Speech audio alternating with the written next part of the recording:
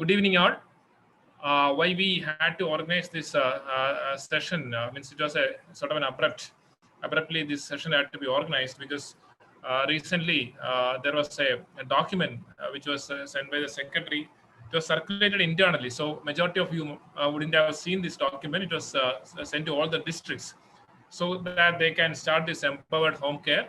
So why do we think about this empowered home care? We know that in this current scenario or the current situation, we are actually finding it difficult to arrange this oxygen beds, etc., uh, as per the request from the ground level.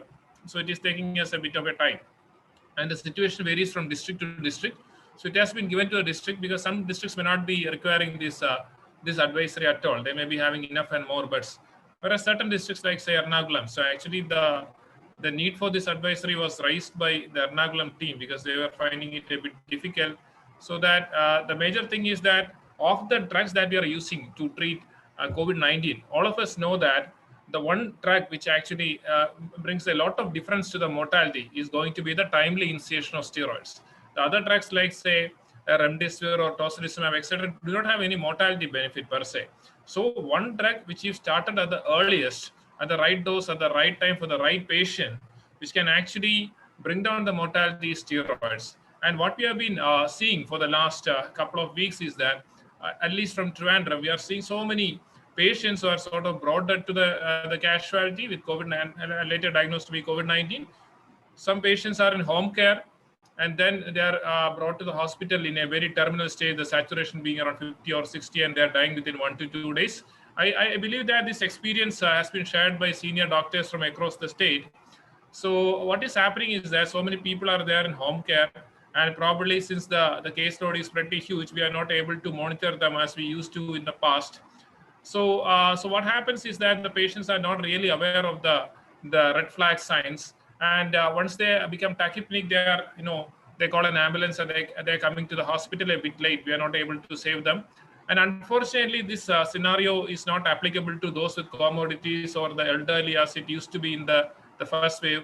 We are seeing youngsters, those between 20 and 40 years of age without any risk factors, are coming in a hypoxic stage and dying within 1 to 2 days. The situation actually needs to change, and that is why we took a sort of a big leap in saying that we will stratify those with red flag signs into two categories. That is the red category and the yellow category. So the red category will be the ones who require emergency hospitalization. The yellow category will be the ones for whom we can actually buy some time by starting steroids at home, so that till we are able to arrange a bed in the hospital, so they can be taken care of at home. And in certain cases, we may even be able to take care of their oxygen requirements at home itself. So this is also this is a screenshot of the advisory which has been circulated to all the districts by Health Secretary. So it is an advisory on empowered home care and triage for prioritization of hospital admission based on risk categorization. And it was released on May 1st. This advisory is strictly for internal circulation and guidance to treating doctors and not for general circulation. All management need to be done in consultation with a medical practitioner, because this is actually, as Divya said, it is the using steroids at home is sort of a double-edged sword. So desperate times call for desperate measures, and that is why we say that those patients with any signs of sort of dyspnea, feeling of dyspnea, etc., so they may benefit from starting steroids at home.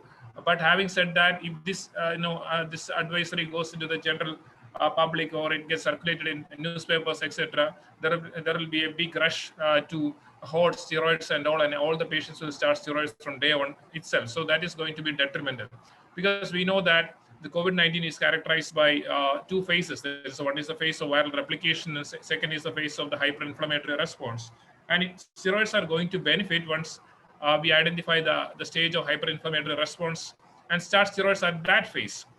If it is started during the phase of viral replication, say within 1 or 2 days, then probably the outcome may not be to our expectations. So that is why we say that once we are starting steroids, it should be under medical supervision only. The April 28 ICMR guidelines recommends a home isolation for all the mild and asymptomatic patients. That is basically those with mild severity should be in home isolation.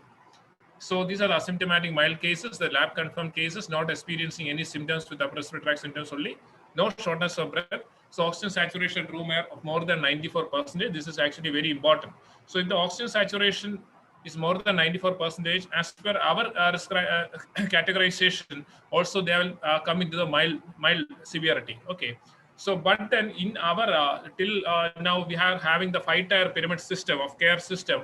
So we are saying that the asymptomatic should be in home care, and those with uh, asymptomatic who are not having a separate room for isolation at home, they should be taken into the domiciliary care centers. The category A should be in CFLTC, the B in CSLTC, like that. We know that the ground reality is entirely different. So I think that the importance of this document is that shows that all the patients with mild severity, that is saturation more than 94%, can also be maintained at home care, provided you have run out of your CFLTC or BCC space. This is actually very, very important. So all the patients with mild severity need not be put in CFLTC or anything like that. If you have run out of CFLTC space, they can be maintained in home care. And these are the patients eligible for home isolation. So they should be having mild severity, and they should be screened by the medical officer from the PHC or using the e-Sanjeevani platform. And they should be having facility at the residence for self-isolation, and they should be and for quarantining of the family contacts. And ideally, they should be having a healthy caregiver for providing 24/7 care. And there should be a communication link between the caregiver and hospital for the entire duration of home isolation. And coming to the elderly patients, that's our category B. So patients more than 60 years and those with other comorbidities, they should be allowed home isolation after proper evaluation by the treating medical officer, that is from the PHC or using the e-Sanjeevani platform or by mobile teams. So they should be analyzed, and only then they should be allowed to be at home. And those patients who are having a suppressed immunity, like those with HIV, transplant recipients, cancer therapy, they are ideally not recommended to be in home isolation, because our red flag signs, etc., the sensitivity in this category may be pretty low. So those who are immunocompromised, they can worsen suddenly. So ideally, they should be hospitalized.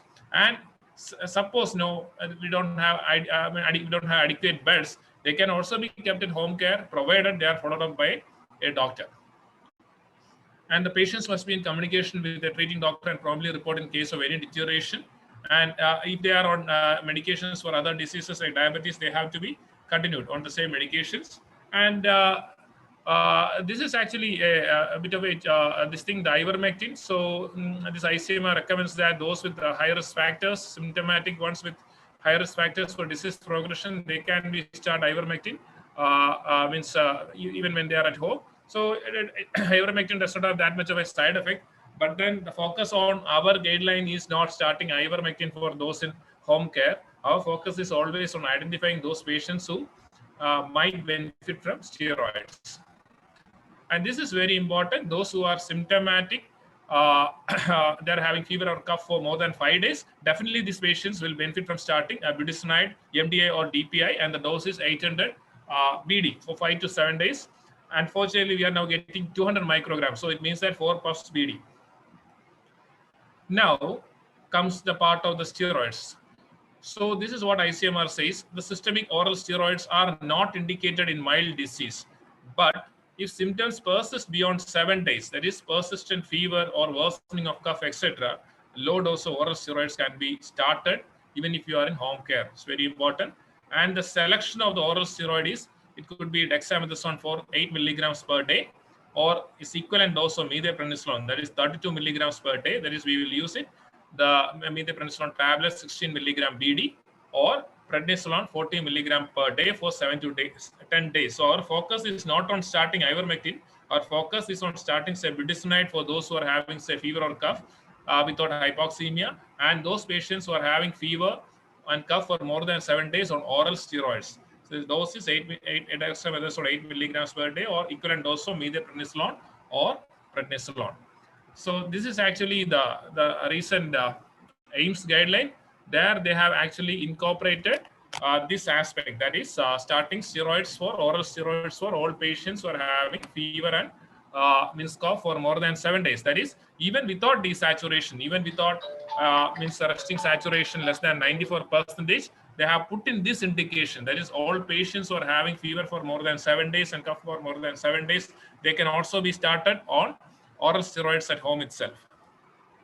So this is actually from our the previous advisory on the care of the mildly symptomatic or asymptomatic one. So if you are having adequate, some districts maybe still be having empty beds in their CFLTCs and CSLTCs. So they can actually follow this algorithm per se. That is, those who are in home care, we need to assess for the development of red flag signs. And if red flag signs are present, they can be shifted to COVID hospital. If red flag signs are not present, they can continue to be in home care. So, and you can also educate the patients for self-monitoring of symptoms. So basically, we are having a 3-tier assessment. We used to have a 3-tier assessment. That is, one assessment by the PHCMO or the designated person who will be doing a telephonic interview and assessing the red flag signs. Second is through the IEC and all, we'll be educating the patient to look for red flag signs and reporting to the PHCMO or the DISHA. And the third is those patients who are having access to this pulse oximeter to check their SpO2 levels and to report if their SpO2 at rest is less than 94%, or if the pulse rate is more than 90 per minute. This used to be what we used to follow during good times, but now it has come to such an instant that the monitoring all these patients in home care has become almost impossible. And the red flag signs that we used to focus on used to be the development of breathlessness, and second is alteration of sensorium. So this is actually very, very important, alteration of sensorium, because the patient is complaining of alteration of sensorium. It means that there is cerebral hypoperfusion or cerebral hypoxia. So this is very important. So any patient complaining of alteration of sensorium, they should ideally be hospitalized. Then patients complaining of chest pain, patient complaining of drowsiness or excessive fatigability. So excessive fatigability, so many death audits have shown that excessive fatigability can be taken as one of the surrogate markers for excess mortality, because excessive fatigability means that there is cellular hypoxia. Then patients complaining of hemoptysis, syncope, etc. So any patient complaining of these red flag signs ideally should be hospitalized. So they should be followed up for these red flag signs. If you are not able to follow them up daily telephonically, then you should educate the patient about the red flag signs and ask them to report if they develop these red flag signs. And then the crux of this guideline is the risk category based triaging for prioritization of hospitalization. So it simply means that we are in such a situation where all the patients with red flag signs, we may not be able to hospitalize at the earliest. So even in those patients with red flag sign, we need to have a recategorization or a prioritization to handpick those patients who require hospitalization at the earliest. So that is why we said that in those patients with red flag signs, we will again divide them into 2 categories, into the red category and the second is the amber or the yellow category. So as the pandemic progresses, we experience delay in allocation of beds in COVID hospitals at the earliest for the needy. In order to optimize the allocation of resources, patients in home care based on symptomatology may be categorized into red or the yellow category. So red category actually comprises of patients at increased risk of rapid deterioration warranting immediate hospital admission. So the yellow category comprises of patients who are unwell or breathless, but not significantly so as to merit immediate transfer to a secondary care setting. Such patients may be started on steroids plus or minus anticoagulants or aspirin at home itself. So we know that we don't have enough evidence to substitute aspirin for anticoagulants, but then so majority of the patients in home care may not be able to afford this NOACs like rivaroxaban or apixaban. So aspirin may be substituted if they can't afford oral anticoagulants, and we know that we don't have a supply of anticoagulants. So such patients who are breathless, actually as per our criteria, any patients with breathlessness, they merit steroids as well as anticoagulation.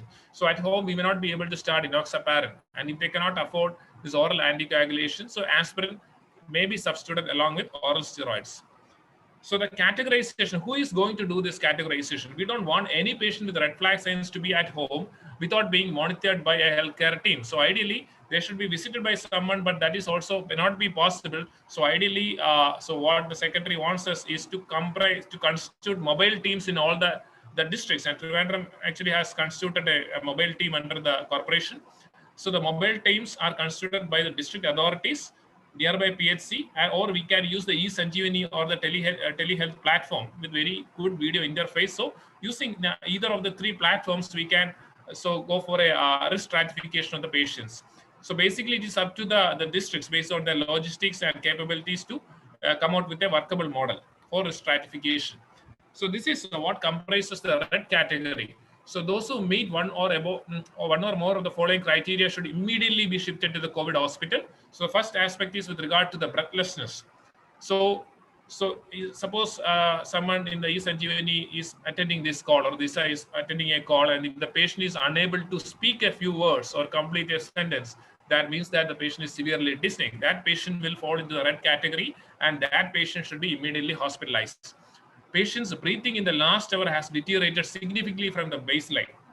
So last hour, if there is a sudden deterioration in the baseline dyspnea over the last 1 hour, or a worsening over the last 1 hour, means that the patient has to be hospitalized at the earliest. Resting hypoxia. So if the patient is restless, is breathless at rest, then the patient should be hospitalized. This means that the patient should not be having any other underlying disease. Suppose the patient is always breathless at rest due to COPD or hypoxia, then we can't use that.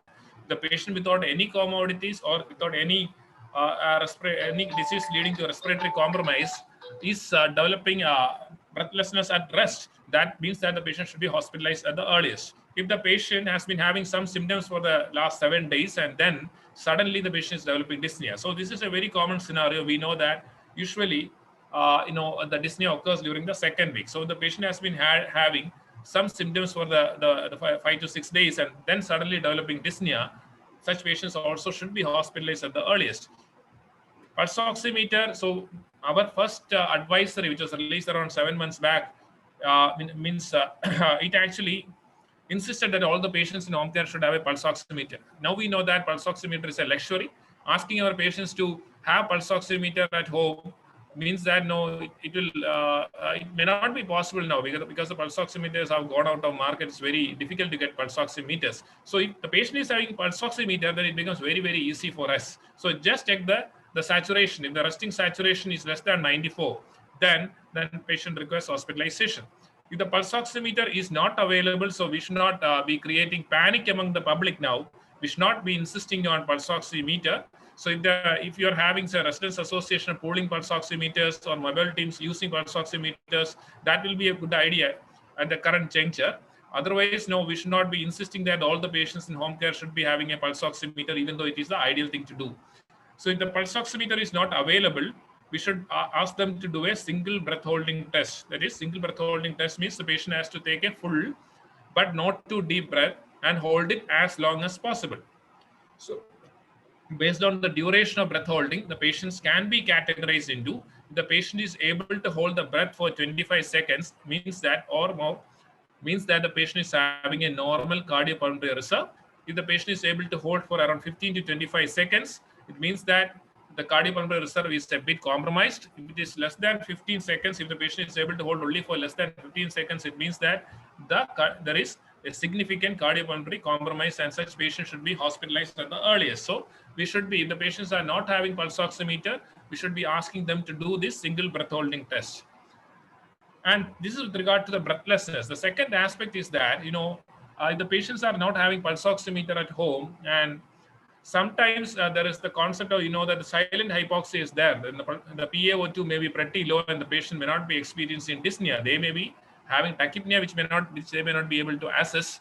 So in such situation, assessing for the circulation actually might help you. That is to assess for the shock or peripheral shutdown. The patient is having new confusion or reduced level of consciousness, as we have discussed previously, means that there is cerebral hypoperfusion and the patient should be hospitalized at the earliest. The patients, we can ask them if you're using a video interface, or if you're assessing them through the eSanjeevani platform, you can ask whether the extremities are feeling pretty cold. It means that the circulation is compromised and such patients require emergency hospitalization. And the presence of pallor. Another aspect is to look at the urine output. If they are saying that the urine output is pretty low in the last 24 hours or so, that means that the circulation is getting compromised, and such patients also should be hospitalized. Then the functional impairment, if there is no one to care for them at home, such patients actually merit hospitalization. So the 4 and 5 are understandable. That is, if they're having other serious concerns, like say the patient is having underlying cirrhosis or something like that, or CKD, such patients also require hospitalization. If patients meet one or more of the above criteria in the red category, they need to contact DISHA and they should be hospitalized at the earliest. Even if they are not contacting DISHA, such patients ideally should be contacted by us, and then they should be hospitalized at the earliest. This is actually the next category, that is a yellow category. So we are actually focusing on this yellow category so that we can handpick those patients with red category and give the whatever bed is available to them. And till a bed becomes available, we can actually maintain this yellow category at home by the timely initiation of oral steroids, anticoagulants, and anticoagulants. So if patients in home care meet one or above the following criteria, they should be reviewed in a primary care setting or by mobile teams or by through the eSanjeevani platform. So the breathing has worsened in the last 24 hours. So if the breathing has worsened in the last 1 hour, that belongs to the red category and they have to be hospitalized. If that breathing has been worsening slowly over the last 24 hours, probably you can buy time by starting steroids. Breathing has never been this bad before, or breathlessness on exertion is there. We know that we have been focusing on the 6-minute walk test right from our advisory on August 15.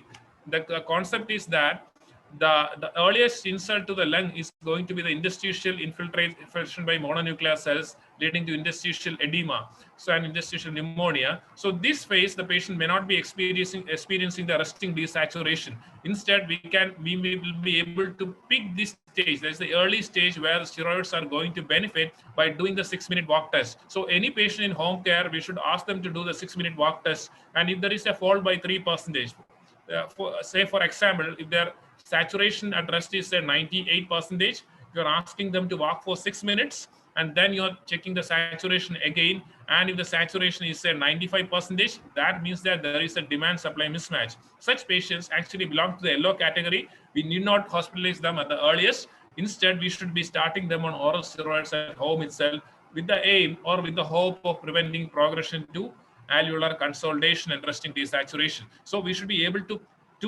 initiate oral steroids at home for all patients with exertional desaturation before it progresses to the stage of resting desaturation, which merits hospital care.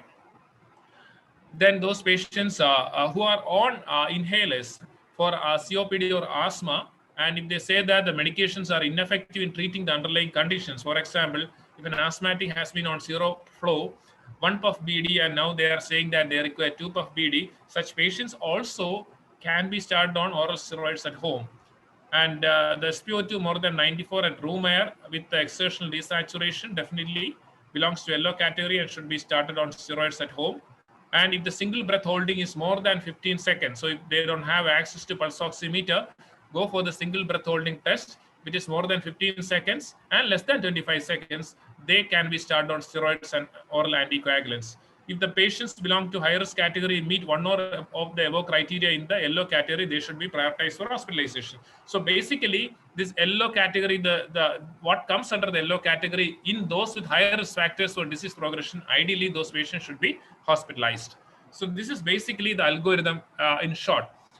So any patient in home care with red flag signs should be reassessed. So and should be recategorized into the yellow category as well as the red category. So if the patient belongs to the red category, they should be immediately hospitalized. Very, very important. If the patient belongs to yellow category, see whether the patient is belongs to a high risk group. If the patient belongs to a high risk group, they should be selected for immediate hospitalization. If the patient does not belong to the high risk group, then they should be started on oral steroids, that is dexamethasone 8 milligram per day or methylprednisolone 32 milligrams per day in divided doses, or prednisolone 40 milligram per day for 7 to 10 days. If the patient is breathless, that is, if the patient belongs to yellow category, they will also benefit from starting this oral anticoagulants like say rivaroxaban 10 milligram per day or apixaban 5 milligram BD. If these drugs are unavailable, start aspirin 75 milligram per day for 14 days. Before starting anticoagulation, we need to assess for contraindications, and the contraindications are also given in this algorithm. It's the presence of an active bleeding, presence of malignant hypertension, the presence of a bleeding diathesis like hemophilia, presence of liver failure. So these are the relative contraindications for starting, or a platelet count less than 25,000. So if these conditions are there, then the risk versus the benefit of starting oral anticoagulants at home may be more towards the risk side. So And yeah, all those patients who have been started on oral medications, there's a yellow category patients on oral medications, should be reassessed by this team, that is the mobile team or the eSanjeevani platform, every 12 hours to assess for progression to red category. And once this progression occurs, they should be immediately hospitalized. In case of delay in transporting red category patients to hospital, so that can also occur, and that is also occurring now. Home oxygen through cylinders may be started at the rate of say 10 to 15 liters per minute or lesser. So under medical supervision with the aim of maintaining a saturation of around 90 to 94%. So the mobile teams in Trivandrum, they do have these cylinders with them. And once they are receiving the call, they are going means home, and if they are not able to identify a bed immediately for a red category patients, they are administering the medications and starting them on home oxygen using the cylinder till a bed is actually allotted to them. So this is basically the crux of this guideline. That's a risk category based triaging for prioritization of hospitalization. So it is actually about in starting identifying patients who will benefit from starting steroids or anticoagulants at home. So we don't want all the patients in home care to be started on steroids. Only those patients with dyspnea or means hypoxia, or patients who are likely to progress to hypoxia, or those patients who are having fever for 7 days or more with cough. These are the patients should be initiated on steroids. We don't want all the patients in home care to be initiated on steroids. So thank you very much for patient listening.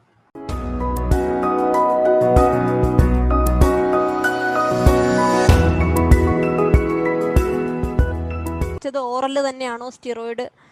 I mean, whether we need to start on oral steroids or IV, that was the first question. Okay, so the question of whether we should be starting on IV steroids or oral steroids. During the training we gave to the Trivandrum Corporation, majority of the doctors did raise this concern. So if you are going with your team will comprise of sisters also, nurses also, and the patient belongs to red or yellow category, and if you are having IV steroids, dexamethasone 8 milligram with you, you can definitely give dexamethasone IV until you are getting a hospital bed for the red category patients. There is no harm. But the questions asked by them is, suppose you are giving an IV at home and suppose the patient collapses, what will happen, like that only. So I believe that this is a desperate situation. We should not be thinking like that. The patient is really sick. Instead of giving an oral steroid, you can always use IV steroids if you're having a trained nurse with you. Okay. How long inhaled steroids is to be given? That is next question. Inhaled steroids actually should be given for 5 to 7 days only. By that time, the patient is actually falling into a category which requires oral steroids, then we should switch over. What about those already taking aspirin? Should we start? Should we not? Should we? Yeah. You continue them on. You continue them on aspirin. Actually, aspirin is not a very strong replacement for our oral anticoagulants. But then, as we said, majority of us may not be able to buy these oral anticoagulants because they are a bit expensive. So we want them on some drug, that is, and recovery trial, the aspirin arm is not yet closed. So the patient is not able to buy rivaroxaban or apixaban.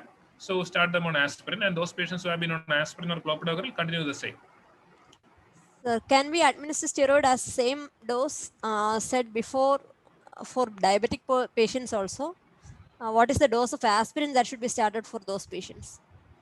Actually, the thing is for diabetic patients in home care, once you are starting steroids, the glycemic control is going to go haywire, because with COVID-19, even without administration of steroids, it can lead to dysglycemia.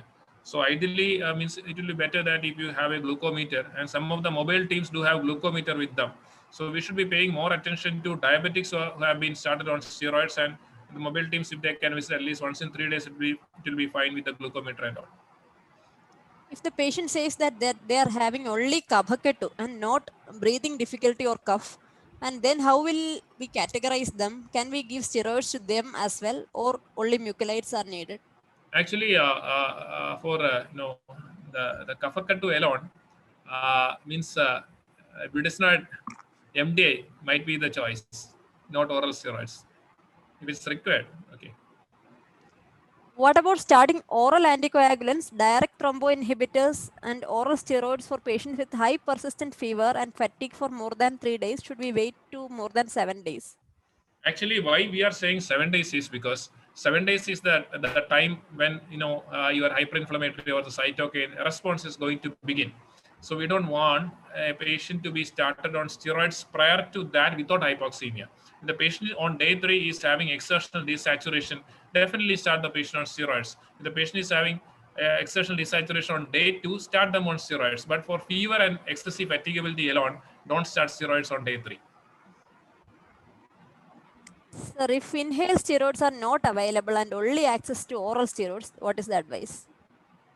Oral steroids, you wait for the means indication and then start oral steroids.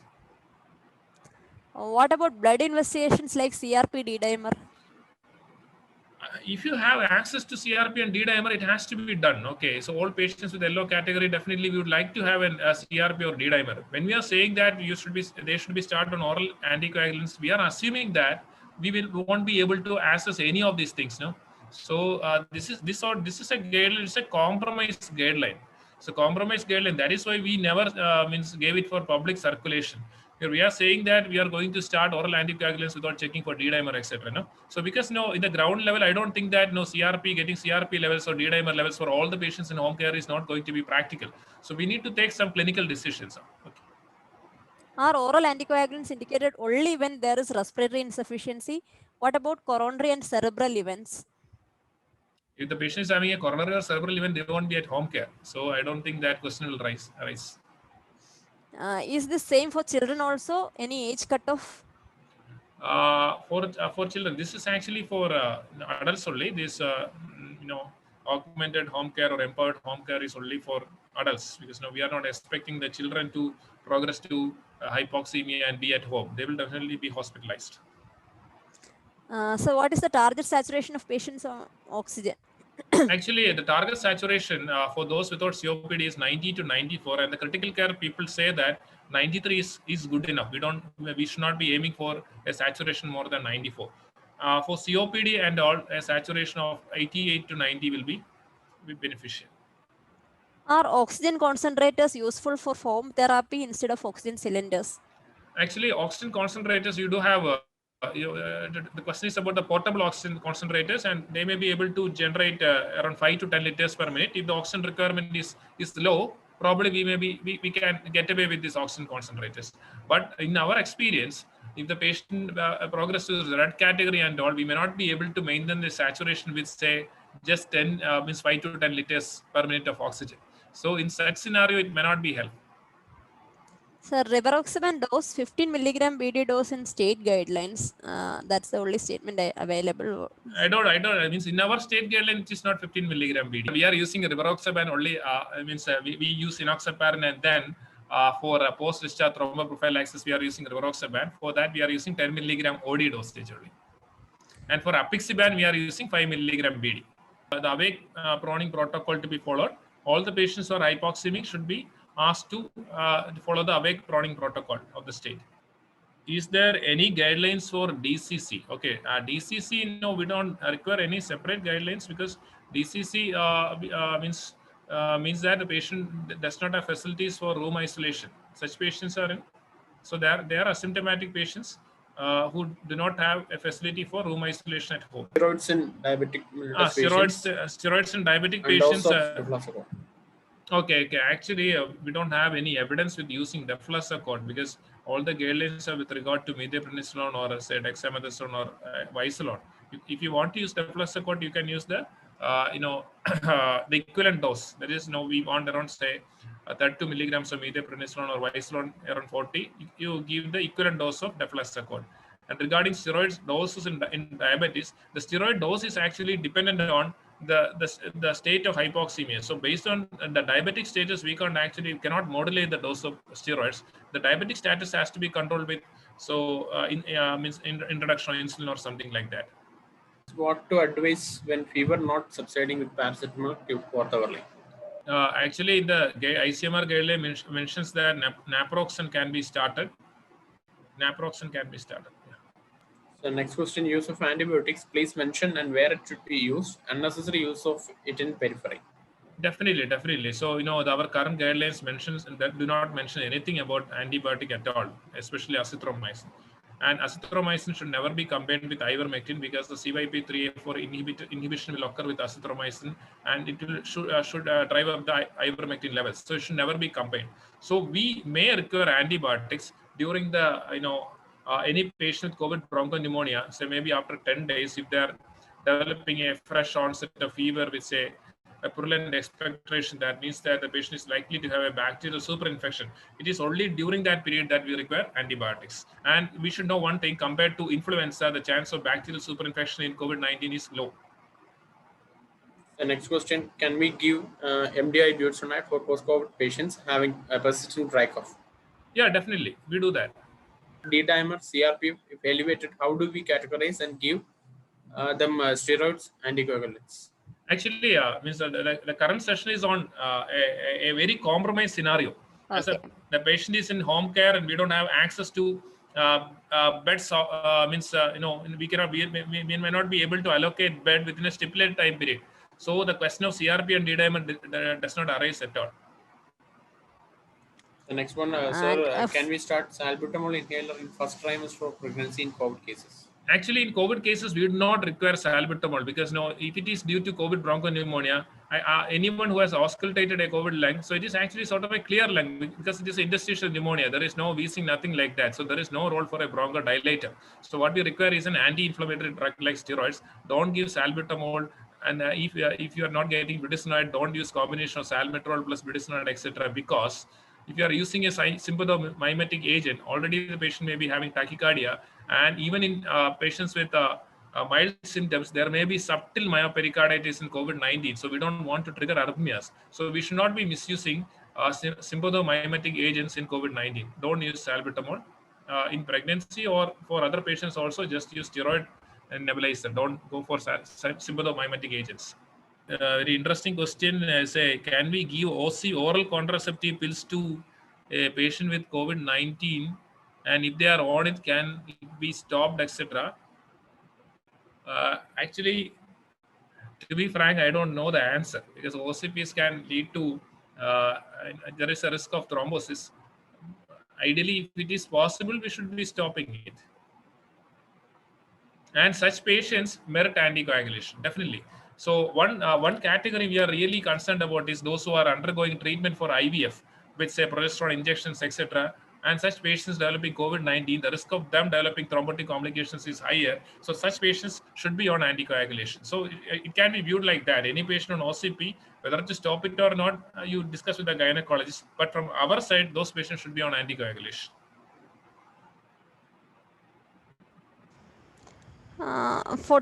42-year-old patient with no comorbidities വായിച്ചതാണോ? ഞാൻ ഇടയ്ക്ക് മിസ്സായി പോകുന്നോണ്ടാണ്. No, we missed that question. If a 42-year-old patient with no comorbidities having breathlessness and cough coming to OP first time with SpO2 93 now, can we start on oral and inhaled steroids and wait with home isolation, or should we hospitalize? 93 at rest means it is an indication for hospitalization. The day number determined by date of diagnosis or of onset of symptoms? Definitely onset of symptoms. Can we give both inhaled and oral steroids simultaneously? Many patients complain of only dyspnea without any cough. Should we start? No.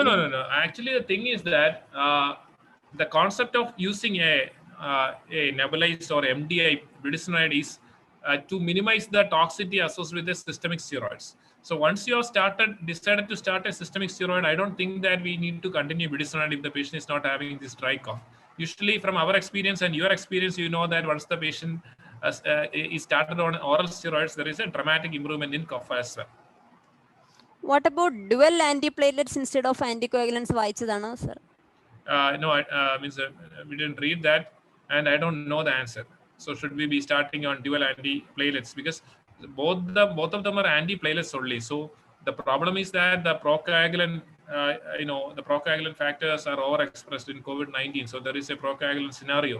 So whether addition of two antiplatelets will be a substitute to an oral anticoagulant, I am not sure about that. In pregnancy, which is the anticoagulant of choice? Apixaban, adu vayichadano. It is actually heparin only. Enoxaparin or heparin. We can't use apixaban or rivaroxaban in pregnancy. And how long should we continue oral steroid? You have answered once. Person in home isolation having cough and expectoration have completed one course of antibiotics 17 days since positive. Expectoration is mucopurulent. Further management. So, our focus should never be on antibiotics. As mentioned, antibiotics should be started only if you're suspecting a bacterial superinfection. So, Divya, one question we missed. That was actually a pregnant lady with menorrhagia. Yes. Can we start on said tranexamic acid? I think that was the question. Yes. I think there was a similar question previously as well. We do start, but this is a very, very difficult scenario. Usually we guide the treatment based on the D-dimer levels. If the D-dimer levels are okay, you know that for pregnancy the cutoffs are different. The D-dimer levels are okay, we are happy with tranexamic acid and all. But as you know, it's not very easy to answer this question. If patient complains of blurring of vision or mangal. Okay.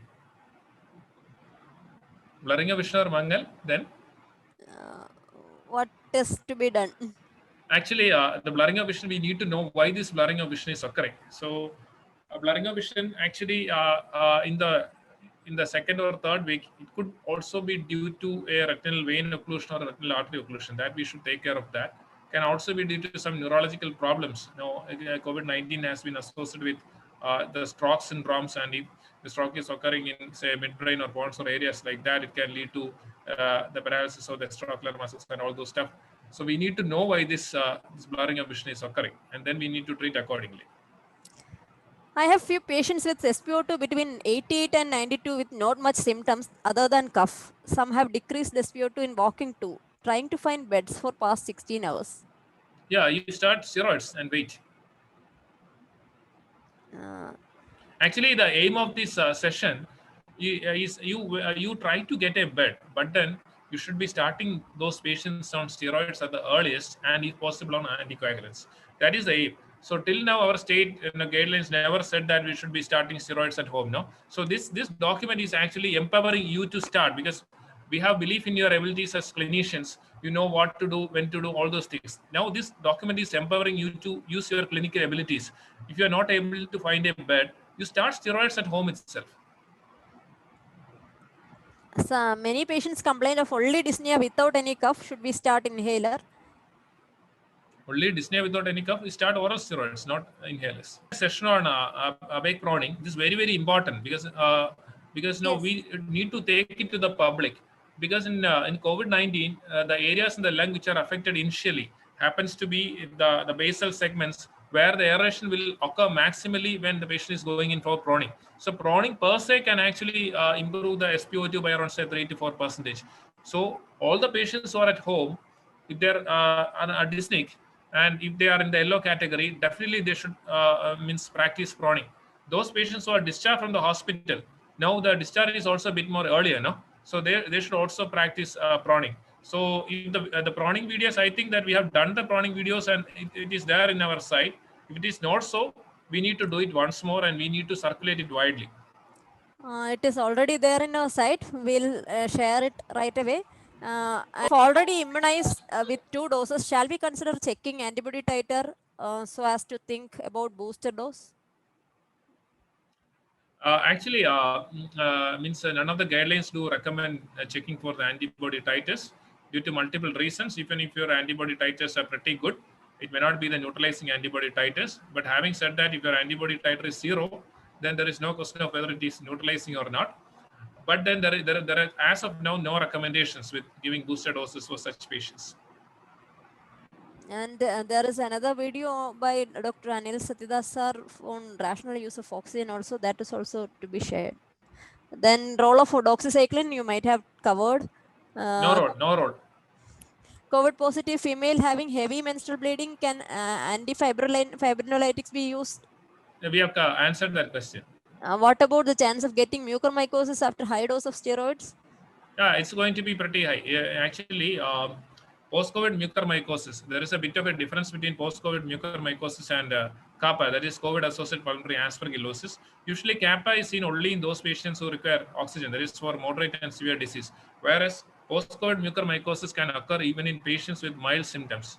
Okay, so that is our observation. We had around 7 patients with post-COVID mucormycosis. The problem in using, say, very high doses of steroids, that is, if the blood sugar crosses 200 itself, so there is a problem with the neutrophil chemotaxis, and there is a risk of the patient developing mucormycosis. Having said that, it is usually associated with very high doses of steroids. The oral steroids we are starting at home probably might not lead to mucormycosis, but then in a lighter vein, in the current scenario in the other states, it is easy to get amphotericin than oxygen. So go with steroids. How about minocycline? That is one sentence question. Please don't use minocycline. Okay. What because, to? because we are is considering it as a sort of a reserve drug for drug-resistant infections. So don't use it for treating a respiratory infection or bacterial infection associated with COVID. What to give if patient allergic to paracetamol and mefenamic acid? Tepid sponge. If children is having persistent cough for more than 6 days, can we start oral steroids? Dose. Children definitely discuss with the pediatrician and start. What about oseltamivir? Actually, Divya, during the last session, majority of our delegates did say that we need a session on pediatrics. Please arrange a session on pediatrics. Okay. Yes, sir. I'll do it very soon. Sorry. What about oseltamivir? Oseltamivir in pregnancy, it might have a role because we don't know. During the first wave, we know that in pregnancy, COVID-19 was not a major concern during the first wave. But during the second wave, we are having more and more pregnant ladies who are presenting with, say, moderate to severe disease. We had around, say, 7 maternal deaths till now. So COVID also is a problem in pregnancy now. But having said that, this H1N1 is more of a problem than COVID-19. So that is the reason why till the diagnosis is confirmed in pregnancy, if they're coming with ILA symptoms, you need to give oseltamivir. And the next question is also same, role of oseltamivir in pregnant symptomatic patients in home care. If patient, that is again repeated question, mangal blurring. Please, patients with ILA symptoms, pregnant ladies, oseltamivir, please give oseltamivir. There's no harm in giving oseltamivir. One thing is that we are not seeing whether there is a co-infection. Initial studies did show that the co-infection was as high as around 10 to 20%, but now the central surveillance, etc., have shown that the prevalence of H1N1 has come down a lot. But then in pregnant ladies, we don't want to take a risk. If the ILA symptoms are there, start oseltamivir. Is there any change in guidelines if already immunized and have acquired COVID? No change in guidelines. No change in guidelines. Yeah. For certain patients during RTI with breathlessness, we use bronchodilators like Darafilin retard, etc. Sir, which can be continued with COVID infection also with symptoms? Actually, if the patient has been having a COPD and they have been on, say, Darafilin, etc., there is no harm in continuing. What I tried to say is that if it is due to COVID per se, salbutamol, Darafilin, etc., don't have much of a role. What we require is anti-inflammatory drugs. And we should also be aware of a subtle myocarditis. So we don't want any symptomatic or stimulant drugs to be given during COVID-19. How to proceed if the patient has hemoptysis? Hemoptysis, usually what we do is we will stop the enoxaparin if it is being given and try to see what is leading to this hemoptysis. We usually go ahead with look at the D-dimer levels. If the D-dimer levels are pretty high, so 6 times elevation or so from the baseline, we need to rule out pulmonary embolism. Usually take a CT. So it's one of the indications for taking a CT chest and see whether major anomalies are there. But if everything is sort of settled and the hemoptysis is not there for, say, 2 days or so, we restart anticoagulation. 6-month pregnant women having lower respiratory infection, SpO2 99, what all drugs to be given? Actually, SpO2 99 means they require only symptomatic treatment. Anyway, we are not going to use ivermectin for pregnancy, lactation, or for pediatric population. Just give symptomatic treatment and closely follow them. Can oseltamivir be given with a patient with ILA-like symptoms already answered? Definitely. If already immunized with 2 doses, shall we consider checking already answered? Dosage of aspirin cloplet for anticoagulation, that is not answered because I don't know. Because we say 75 milligram.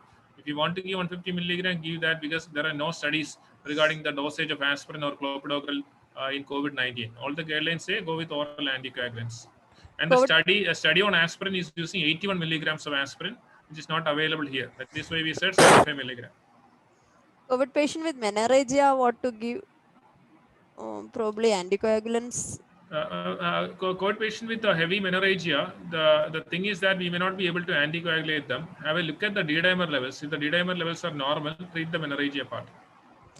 Patient maintains saturation for a while before desaturation with increased respiratory effort. Hence, observing increased work of breathing and respiratory rate combined with SpO2 level would be a better way on deciding patients. Yeah, definitely, because the concept of the thing is that if you're not having a pulse oximeter at home, then relying just on dyspnea may be a problem, because the concept of silent hypoxia, or what you used to call the happy hypoxia. The silent hypoxia means that the PaO2 may be very, very low, but the patient may not be complaining of dyspnea. So we do had patients who walk into our casualty with a saturation of 60 and then suddenly collapse. This is because they are not aware of the feeling of breathlessness, or what you call dyspnea. But their work of breathing will be high. That is should be monitored by the respiratory rate as well as the depth of breathing, which the patient may not be able to do. That is why all patients with red flag signs in home care ideally should be monitored, should be seen by a doctor at least once, or through teleconferencing, or else we are likely to miss the category of patients with silent hypoxia. So the point is that along with the saturation, so the thing is that the saturation won't be there. If the saturation is there, it's not a problem. If the saturation is not there, if you are relying just on, say, dyspnea, won't we be missing the silent hypoxemia? That is actually correct. Is there any difference between real COVID and vaccine-induced COVID? Vaccine-induced COVID? Vaccine-induced COVID, we cannot say that. COVID occurring after vaccination. Okay. What we have observed is that it seems as if the sore throat is more common in patients who, some patients, majority of the people who get this COVID after vaccination, not after vaccination, those who have been vaccinated and develop COVID, we have seen the presence of severe sore throat is more, and they seem to be having cough a bit more earlier. Otherwise, no, there is not much symptoms. They are having only mild severity. Majority of them are not having severe disease, and they don't progress to severe disease as well. Is there any difference? That is, yes, sir. What about darafilin, ciprofloxacin? Already answered. The basic thing is that we need to avoid using any drug without any proven benefit in COVID-19. Especially in the home care, we need to use drugs only with proven benefit. Then pediatrics, that I'll surely arrange today or tomorrow. I'll talk with Shija madam and arrange. Is nimesulide useful in COVID? Actually, we are not using nimesulide for any indication. Not outside COVID also, we are not using nimesulide commonly. No? Young patients with fever, cough, and breathlessness, if saturation is above 94, can we give darafilin symptomatically? So our focus should be away from salbutamol and darafilin. It has to be on steroids. Darafil, please, antibiotics, darafilin, and this sympathomimetics, they are not going to change the disease course at all. So our aim is, our focus is on a drug with mortality benefit. So the question in your mind should be, does the patient require steroids or not? If so, will the patient require just inhaled steroids, or does the patient require oral steroids? Think away from darafilin as well as salbutamol, please. Breathlessness continues to persist beyond 7 days in a post-COVID patient. How long can we continue oral steroids? So in a post-COVID patient, actually the decision to continue oral steroids has to be individualized, and we leave it to the domain of the pulmonologist, because it depends on the interstitial thickening as well as the extent of fibrosis, etc. So if the patient is, some patients may require steroids for months and all. Depends on the CT, the architectural distortion, the extent of fibrosis and all. So you can individualize basically. If the patient is not hypoxemic, there is no resting desaturation, then you can stop the steroids. If the patient is having hypoxemia or say exertional desaturation, if you don't have access to a CT to look at the architectural distortion, you can actually continue steroids for a longer period of time. in pregnancy, is there a chance of missing H1N1 already discussed? Yeah, we discussed. Yeah. Can any antiviral be advised for home isolation? Example, favipiravir. No. Because basically, favipiravir are not drugs with proven benefit. So in our guidelines, we are keeping favipiravir because so it has almost the same mechanism of action like remdesivir. So if the remdesivir is not available, we give favipiravir. That's all. That doesn't mean that it is not it's a very powerful antiviral to be administered for all patients in home care. No, definitely no. So ICMR says that if you want to administer an antiviral, it has to be ivermectin only in home care. Then routine medications, is there any difference in vitamin C, D3, etc.? Except D3, there is no benefit with other these vitamins, but definitely this vitamin C might help in upper respiratory infection. So vitamin C or fruits, either of them you can take, no harm. But then the patient is having hypovitaminosis D, vitamin D does have some benefit, but that does not mean that you should be checking for vitamin D in all patients with COVID-19. Booster dose of vaccine already discussed. There is no guideline. Role of azithromycin, no use. Ivermectin contraindications. Next. Ivermectin contraindication, pregnancy, lactation contraindication. Children, it is not a contraindication, but we don't want ivermectin to be used in children. So these are the usual contraindications. We are talking about ivermectin. Then in alcoholics, in the patients who are taking alcohol along with ivermectin, the chance of adverse event is higher. Then azithromycin plus ivermectin, because of CYP3A4 inhibition of azithromycin, ivermectin adverse events can occur. Having said that, ivermectin is a safe drug. In a PHC CHC setup, if the patient comes with breathlessness, SpO2 90, what is the first management? SpO2 90%. Definitely, if you have access to oxygen accelerase, you start oxygen and give dexamethasone 8 milligram IV. Proning. And awake proning, definitely. Vaccination in pregnancy, any role in vaccination in pregnancy is 1 point. Next, any role in adults for oseltamivir other than saline gargle, what can we advise for sore throat? 3 questions from single person. Okay, actually, in pregnancy, as of now, as per the GOI guidelines, pregnancy and lactation contraindications for vaccine, either Covishield or Covaxin. But then Foxy has come out with a statement saying that pregnancy also will benefit from vaccination, and hopefully the guidelines might change soon. Now we know that it's not just like the first wave. In second wave, we are having very sick pregnant ladies. So definitely the risk was benefit of vaccinating the pregnancy. Now it will be tilting towards benefit only. But then we need to wait for the change in recommendations from the central government. The second is with regard to use of oseltamivir in adults. In pregnancy, definitely should be using oseltamivir, but in adults, you go by whatever with the respiratory symptoms is likely to be COVID. If it's a proven COVID, there is no point in continuing oseltamivir. Then pregnant women on progesterone support is at high risk of complications. That is definitely. COVID positive mother, positive just after delivery, should we isolate the baby or not? Divya? Pediatric. Organize a session. Okay. We have guidelines on that, but then it will be better for a pediatrician to answer those questions than me. Yes, definitely, sir. I'll today itself I'll talk to man. Then COVID positive that I already role of favipiravir already discussed. Any role of ivermectin in primary contacts? There is no role. No, there is no role. Does steam inhalation have any dramatic role? No dramatic role. Cause of bradycardia in any COVID in many COVID patients? Actually, bradycardia. So bradycardia is described in COVID. Tachycardia as well as bradycardia can occur. So it is due to subtle affection of the conducting system. And when we are using remdesivir also, you can experience bradycardia. You can see bradycardia associated with remdesivir also. So brady and tachy are described as part of COVID-19, and bradycardia can occur as a part of adverse event due to remdesivir as well. Any advantage other than placebo by giving vitamin C, zinc? Actually, there is no advantage other than the placebo effect. Yeah. And then administration of ARV in COVID patients. Okay, if unfortunately a COVID patient happens to be bitten by a dog, definitely he merits ARV as well. Steam inhalation, what is the status? Is it to be avoided? I don't know why the focus is there on steam inhalation. I won't say it should be avoided. It won't have any much of a benefit. COVID patient with SLE complains of blood stained sputum, but SpO2 is 95. Is it essential to hospitalize? SLE patient, blood stained sputum, red flag signs are there. Definitely, if bed is available, hospitalize.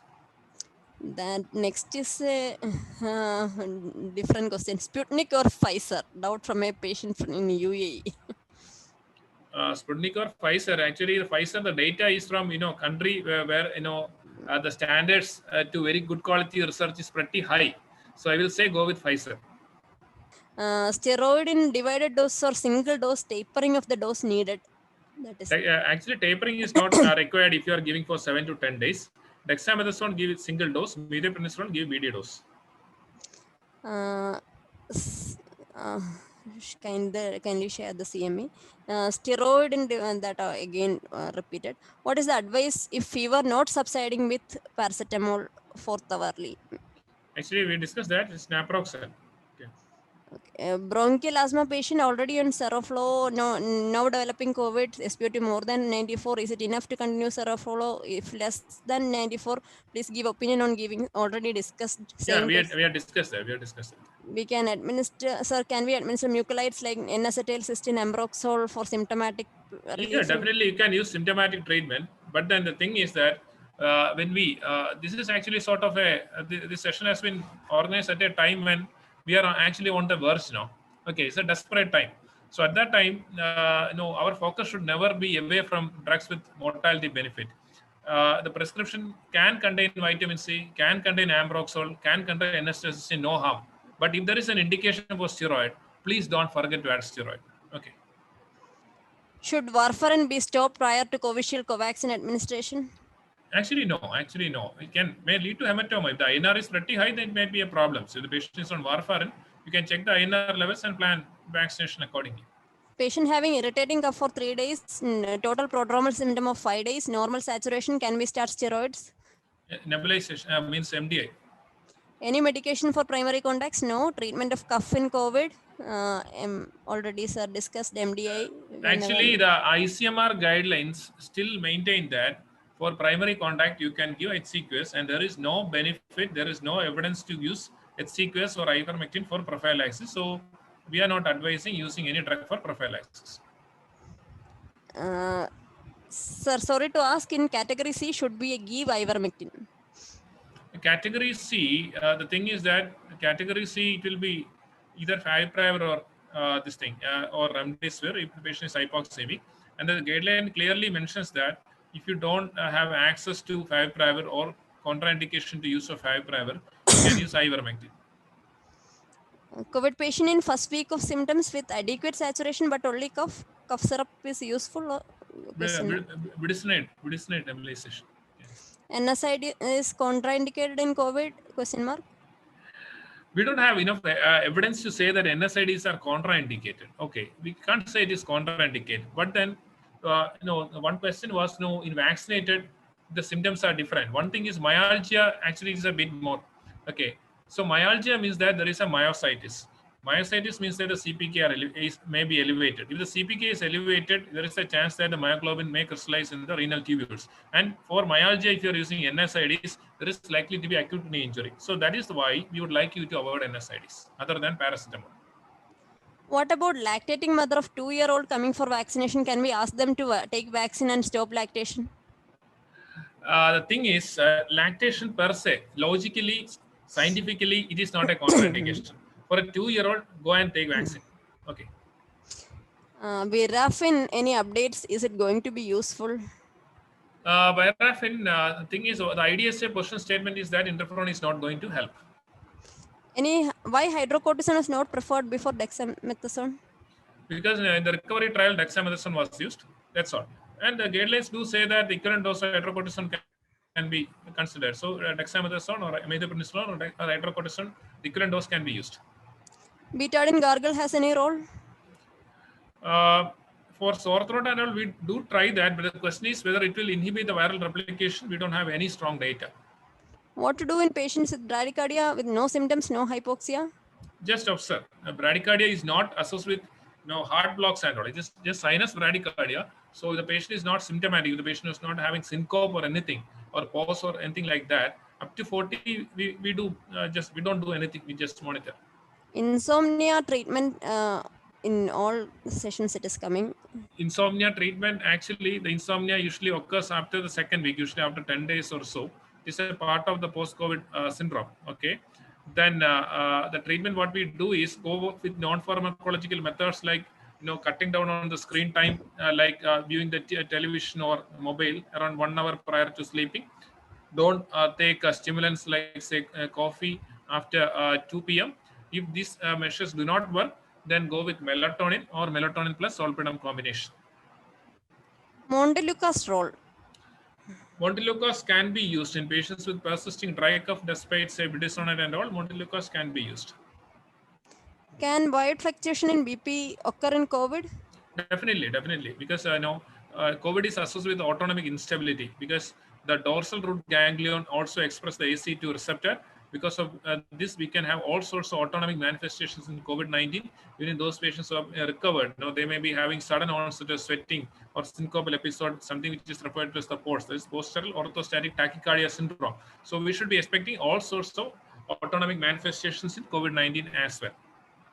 Regarding the recording of this talk, this recording is available in Kerala Health Online Training. That is a YouTube channel for Kerala Health, and it will be there. Also, there are many other trainings related to this, or you can find it there. Nitish, please post the links. Again, somebody is asking again and again. If a person who had taken AstraZeneca vaccine, Covishield from UAE, can we give the second dose here in India?